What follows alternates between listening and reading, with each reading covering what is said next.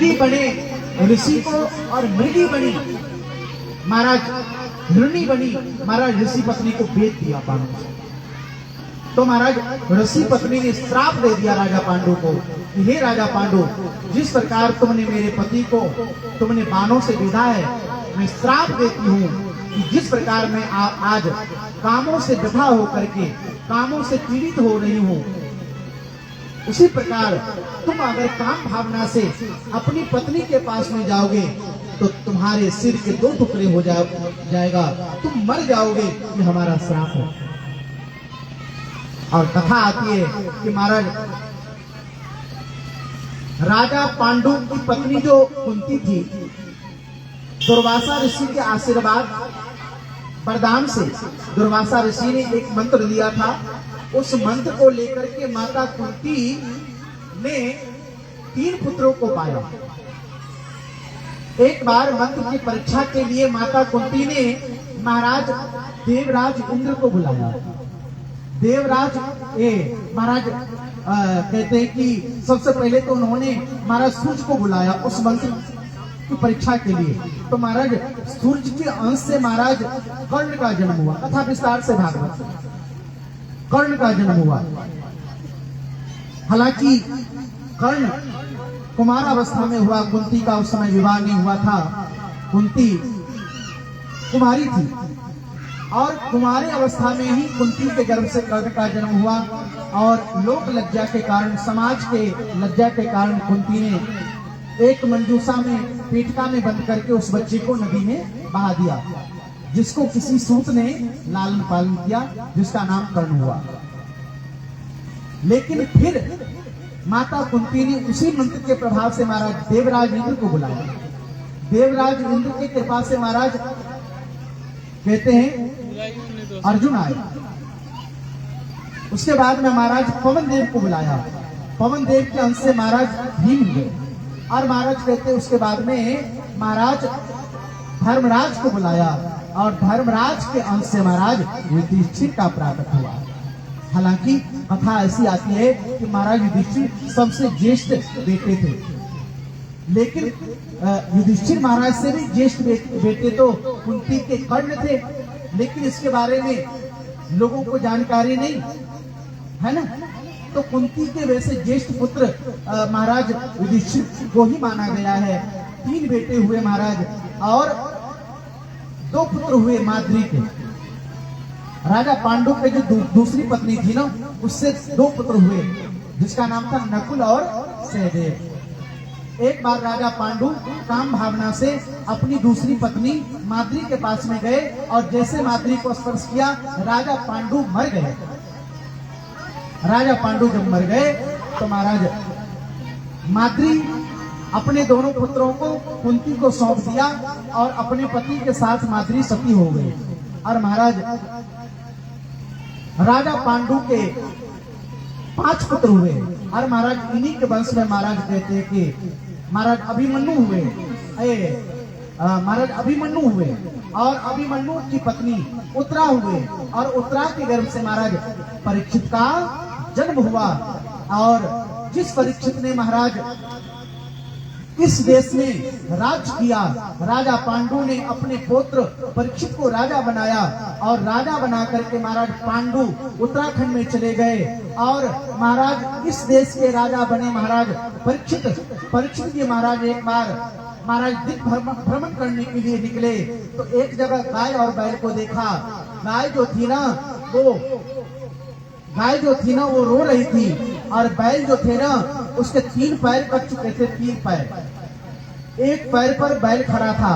कौन सा पैर था वो? सत्य का पैर। 3 पैर कट चुके थे। सत्य, पवित्रता, दया, ये पवित्रता, दया और दान। पवित्रता, दया और दान, ये तीनों पैर कट चुके थे। केवल सत्य के पैर पर महाराज धर्म खड़ा था। राजा परीक्षित ने पूछा, एक काला काला पुरुष जो गाय और बैल को मार रहा था, काले काले पुरुष से परीक्षित ने पूछा, तुम गाय और बैल को क्यों मार रहे हो? तुम कौन हो? तो काले काले पुरुष ने कहा, महाराज मैं कलयुग हूं, मैं कलयुग हूं। परीक्षित ने कहा, तुम कलयुग हो? हाँ महाराज मैं कलयुग हूँ। तुम्हें हमारे राज्य में प्रवेश करने की हिम्मत कैसे हुई?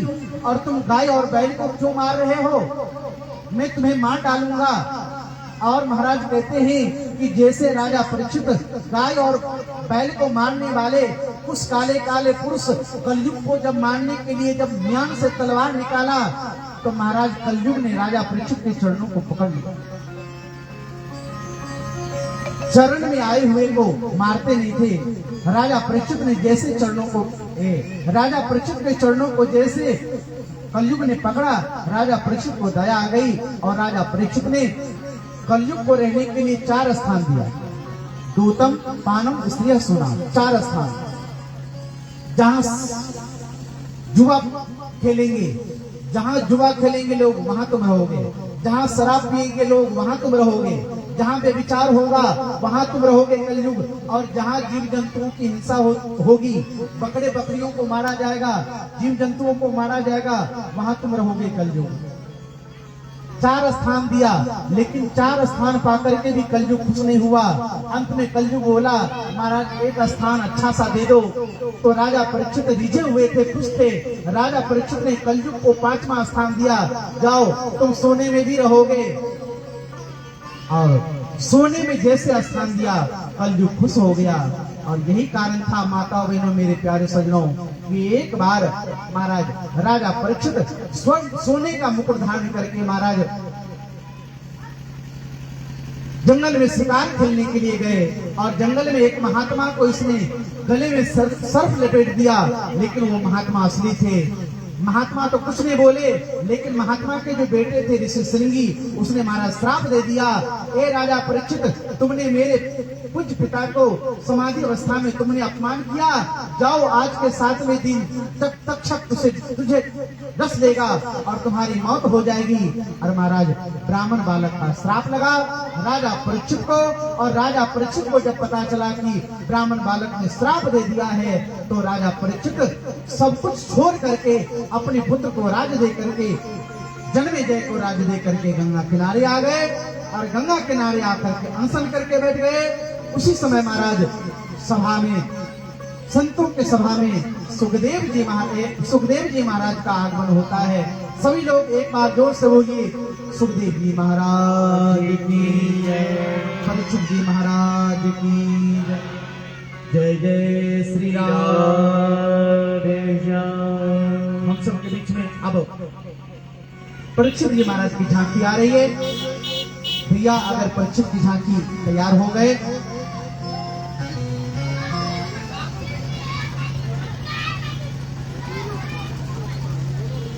परीक्षित नहीं बनाए?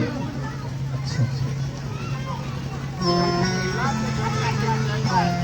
प्रेम सोलो भक्तवत्सल भगवान की जय।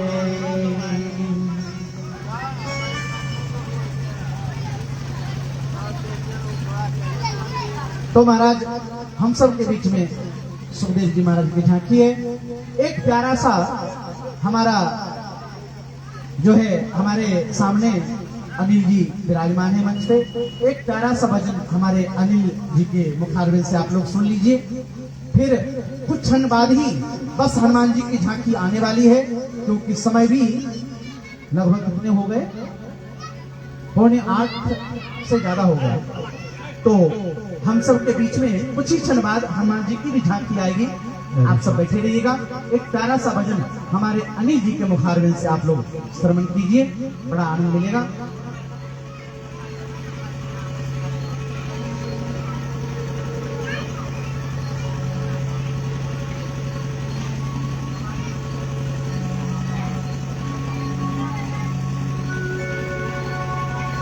बोलिए बाके बिहारी लाल की जय, जोलन सरकार की जय। एक मिनट हम सब जोर से जयकारा करें। बाजू बाजू झूलन सरकार की। ये तो पंडालों से बाहर आवाज नहीं जाएगा तो एनएच पर के ना कहूँ हारा हारा। हम सब तो बीच में खोपड़ी के संगे झूलन सरकार का सब बैठे हुए सब कथा पंडाल में अपने सब जुड़ाए। श्रावण के महीनावा में अखन कौन महीना छे? सावन छे ने। अच्छा काल्हि में सोमवारी के सब करबे हाथ ऊपर करिए। तो गाय में पबनी क्यों नहीं करे छे? सोमवारी क्यों नहीं करे छे? करे छे दोनों हाथ ऊपर करियो ना। क्या कि भोला बाबा अपने लिए भिखारी छथि आ दुनिया के लिए दानी छथि। तो बाबा जे खुश भ जथिन तो सबके कोठी में चाउर गहूम भर देथिन। तो सब आदमी दोनों हाथ ऊपर करके हमरा संगे संगे गावा के छे कि सावन के महीनावा में चमके बिजुरिया कदम डरिया से कदम डरिया। और सब कहियो तो सावन के महीनावा में चमके बिजुरिया कदम डरिया। अब बाबा अहू सब जे सामने में आबि जेबे तो और आनंद देते। तनी थोपड़ी बजा कोना कहल गया छै कि कथा मंच के पीछा में बैस के नहीं सुनबाक चाही कथा। बाप लिखे छै। हां सब अपने विद्वान कर छी। लगे बोलिए बाप के बिहारी लाल की। अरे सावन के महीनावा में अरे चमके बिजुरिया कदम झूला झूले रघुरैया कदम डरिया ओ कदम डरिया। झूला झूले रघुरैया कदम डरिया ओ कदम डरिया। सावन के महीना में चमके बिजुरिया कदम डरिया। सावन के महीना में चमके बिजुरिया कदम डरिया। जिनका जिनका राघव सरकार दोनों हाथ देने हुए सुंदर सुंदर जो भगवान के झुलावा चाहे दोनों हाथ ऊपर कर लिया सीधा सीधा। जेकर हाथ है दोनों हेते ऊपर वो सबसे पहले भक्त जेते ऊपर। रुपया पैसा धन दौलत हाँ लेके ताली बजा के थपड़ी बजा के हिया से झुलावे के झूला झूले रघुरैया कदम डरिया ओ कदम डरिया। झूला झूले रघुरैया कदम डरिया ओ कदम डरिया। सावन के महीना चमके बिजुरिया कदम डरिया से कदम डरिया। झूला झूले रघुरैया कदम डरिया ओ कदम डरिया। झूला झूले रघुरैया कदम डरिया ओ कदम डरिया।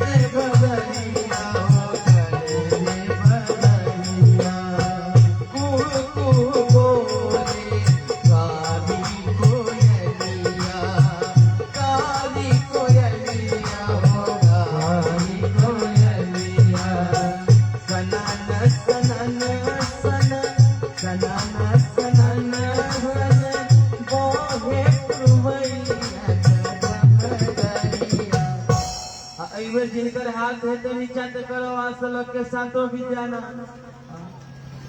जे भगवान के झुलावा चाहे छी भगवान के झुलावा चाहे छी बताई भूख नहीं लागे छे हनुमान जी के झांकी आवे छे आ जे सब खोपड़ी नहीं बजेबे हनुमान जी सब के पकड़ के ल जाते बोले हनुमान जी महाराज की जय यानी तबला के संग कदम करिया ओ कदम करिया झूला झूले रघुरैया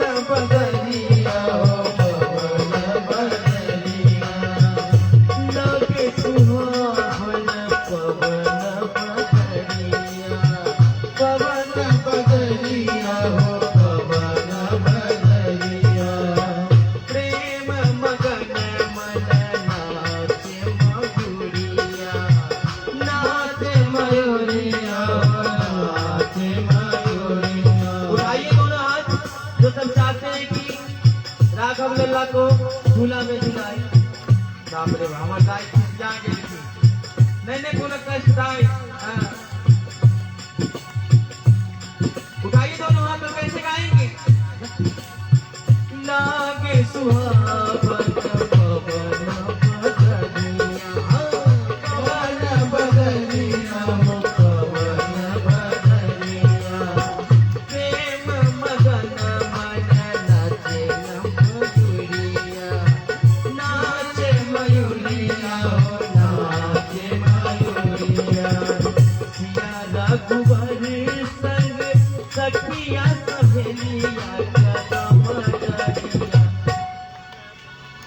सिया रघुवर संग हे सखिया सहेलिया से कदम करी सब दोनों हाथ ऊपर करके बाबा वो सब कुर्सी पर बैसल बैसल झूला के आनंद लीजिए सबके तुम हाथ ऊपर करिए तो जिनका दोनों हाथ होगा ऊपर आज की कथा में वो भक्त होंगे सबसे सुपर तो सुपर बनना चाहते हैं दोनों हाथ ऊपर कर बोले झूलन सरकार की पंडालों से बाहर आवाज नहीं जाए बोले झूलन सरकार की हमार माता बहन सब तक नहीं बजबो करे छथिन अहाँ सब नहीं बजबे हमर कक्का बाबा सब के देखे छे बोले छथिन कि नहीं बोले छथिन अबे हमर कक्का बाबा सब के जयकारा लगा दियो अहाँ सब माता बहन सब ने हाथ जोड़ के विनती करे छी अहाँ सब ने हमर बाबा सब बोले झूलन सरकार की जय अकनी माता बहन अहाँ सब बाजू बाजू झूलन सरकार की बाबा अहाँ सब हारे गए अबे सब आदमी मिल के एक संगे संगे बाजू बाजू झूलन सरकार की खोपड़ी बजा के की कहबे सिया रघुवर संग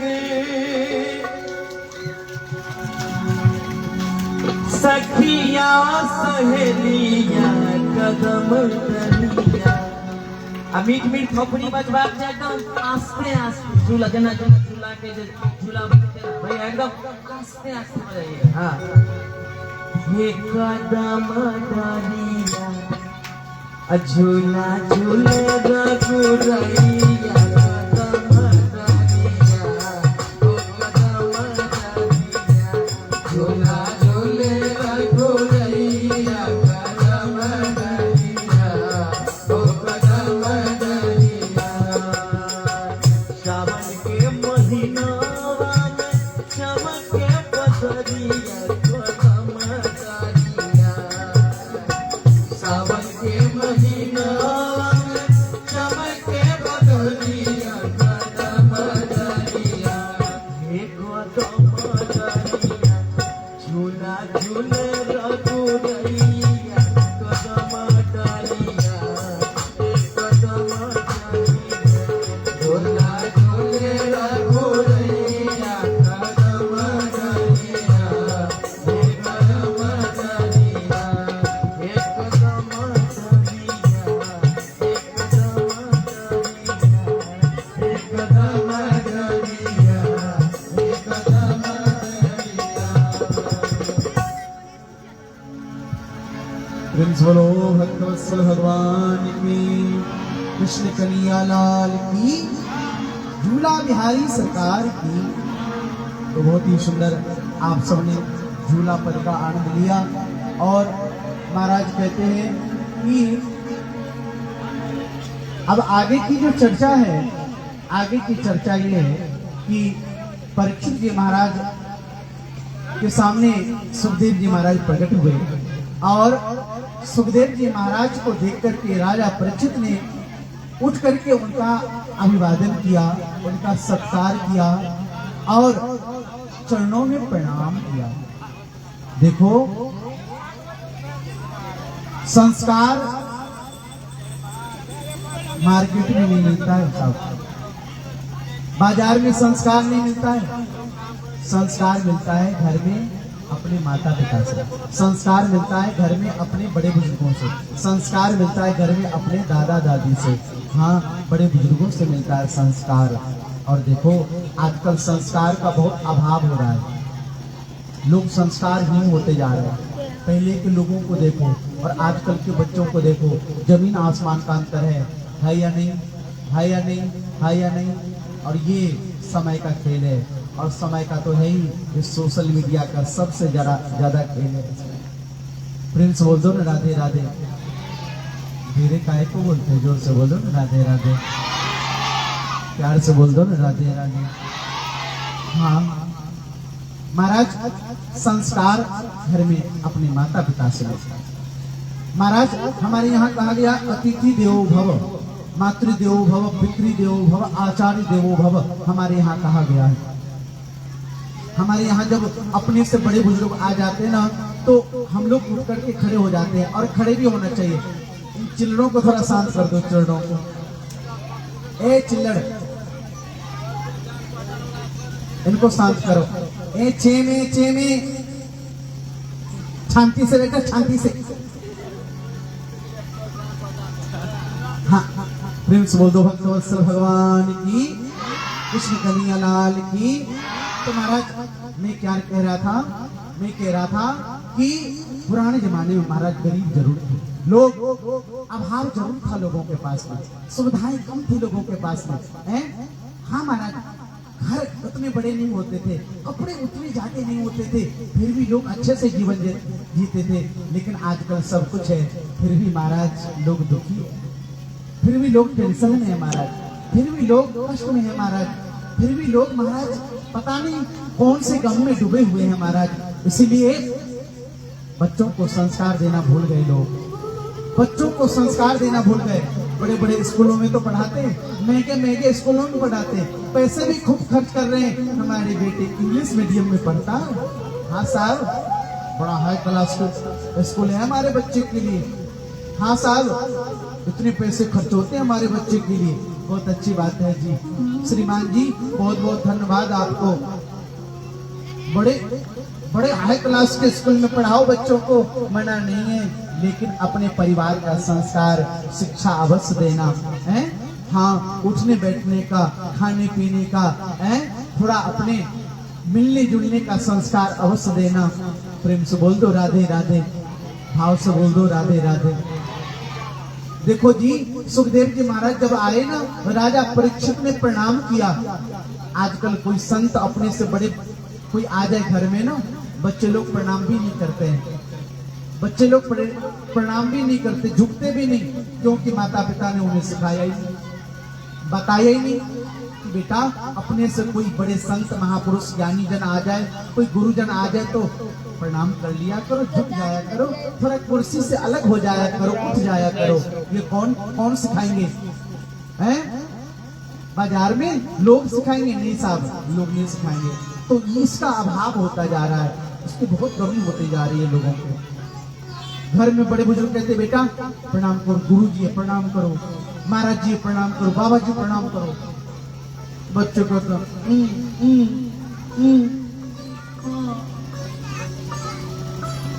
मुंह बिगाड़ता बच्चा, क्यों? क्योंकि उनको सिखाया नहीं जाता, इसीलिए महाराज। तो हमारे कहने का तात्पर्य है महाराज, संस्कार अवश्य है। जो काम माता पिता करते हैं, अगर माता पिता बच्चों को झुकते हैं, ये संतों को झुकते हैं, अगर माता पिता अगर बड़े बुजुर्गों को सम्मान करते हैं, तो महाराज उसका बच्चा भी वो सीखेगा, है ना। तो हमारे कहने का तात्पर्य है कि हमारा बच्चा हमारा भविष्य है, इसीलिए अपने बच्चों को संस्कार करें। अच्छा महाराज, सुखदेव जी महाराज का आगमन हुआ और राजा परीक्षित ने उनके चरणों को धोया, और चरणों को धोकर के महाराज चरणामृत पान किया। और महाराज सुखदेव जी के सामने हाथ जोड़ करके बोले, महाराज मरने वाले व्यक्ति को क्या करना चाहिए? मरने वाले व्यक्ति को क्या करना चाहिए? ध्यान से सुनना सब लोग।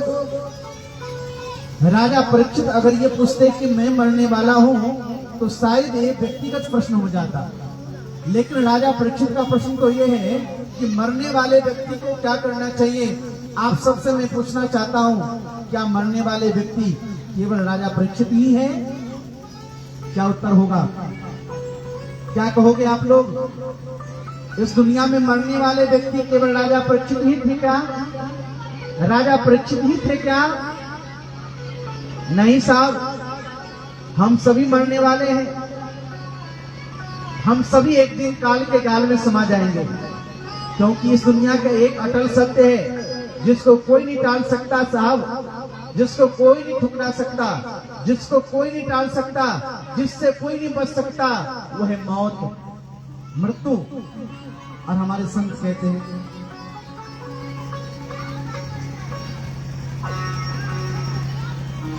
आया है सो जाएगा राजा रंग फकीर, एक सिंहासन चढ़ चला एक बंधा जंजीर, एक बंधा जंजीर। जो इस दुनिया में आया है उसे एक न एक दिन जाना पड़ेगा, जाना सुनिश्चित है, जाना पड़ेगा, कोई नहीं टाल सकता इसे। तो मरने वाले हम सभी हैं, लेकिन एक बात और विचार करने की बात है, क्या राजा परीक्षित को सातवें दिन ही मृत्यु होगी? बीच में नहीं होगी। सातवें दिन ही तक्षक डसेगा और उसकी मृत्यु होगी, बीच में नहीं। लेकिन अगर हम सब अपने बारे में सोचें तो हम सब के तो 4 दिन के भी ठिकाना नहीं। हमारे साथ कल क्या होने वाला है मालूम है? आपके साथ कल क्या घटना घटेगी किसी को मालूम है? अगर मालूम हो तो बताओ। हाँ जी, भुटोना जा रहे साहब, दोनवारी हाट जा रहे हैं, रास्ते में एक्सीडेंट हो गया, राम राम सब तो हो गया। लो जी लो, सोचा था क्या कैसी घटना घटेगी? मालूम था क्या? नहीं था ना, लेकिन हो गई। और जो हो गई सो हो गई, उसको टाल नहीं सकते, होनी को कोई टाल नहीं सकता। इसीलिए कहता हूं, पानी तेरा बुदबुदा आसमान से की जात, देखत ही छुप जात है जो तारा प्रभा। अच्छा एक बात बताओ, पानी में बुलबुला किस किसने देखा है? पानी में बुलबुला किस किसने देखा है? आपके यहाँ पोखर है, कल्दी पट्टी में पोखर है, नदी है? अच्छा, पोखर में बुलबुला आता है, देखा है आपने? नहीं आता। आपके गांव के पोखर में नहीं आता होगा, आता ही नहीं होगा। अगर कोई कह रहे हाँ आ रहा है, झूठ बोल, नहीं आता। यहाँ आता ही नहीं, क्योंकि यहाँ का पोखर भी बहुत अच्छा है, बड़ा पवित्र है, आते ही नहीं। प्रेम से बोल दो राधे राधे, जोर से बोल दो राधे राधे, भाव से बोल दो राधे राधे। तो बुलबुले को देखा होगा आप लोगों ने, पानी में ही निकलता और पानी में फूट जाता, देखते देखते फूट जाता है। हमारा आपका जीवन भी कुछ ऐसा ही है। क्षण भंगुर जीवन की कलिका, कल प्रात